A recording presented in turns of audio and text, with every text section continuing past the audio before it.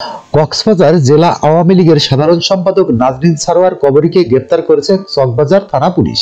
বৃহস্পতিবার 26 ডিসেম্বর রাত 11টার দিকে চট্টগ্রাম মহানগরীর দেবপাহাড় এলাকা থেকে পুলিশ তাকে গ্রেপ্তার করে।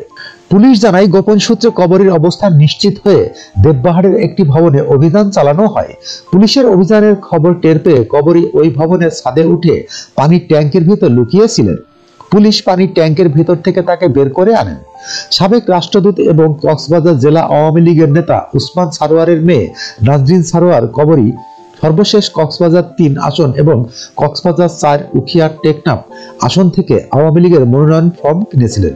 তিনি কক্সবাজার 3 আসনের সাবেক সংসদ সদস্য সাইমুম সারোয়ার কমল এবং রামু উপজেলার সাবেক চেয়ারম্যান সোহেল সারোয়ার কাজলের আপন বোন। নগর পুলিশের উপকমিশনার দক্ষিণ শাকিলা সুলতানা গ্রেপ্তারের বিষয়টি নিশ্চিত করেছেন। তিনি জানিয়েছেন, নাজনীন সারোয়ার কবরীকে কক্সবাজার জেলা পুলিশের কাছে হস্তান্তর করা হয়েছে। কক্সবাজারে তার বিরুদ্ধে একাধিক মামলা রয়েছে। 5 আগস্ট সরকার পতনের পর কবরী আত্মগোপনে ছিলেন বলে জানান এ পুলিশ কর্মকর্তা। যখনকার খবর তখনই দেখতে চোখ রাখুন সুন 24 টিভিতে। চ্যানেলটি সাবস্ক্রাইব করুন।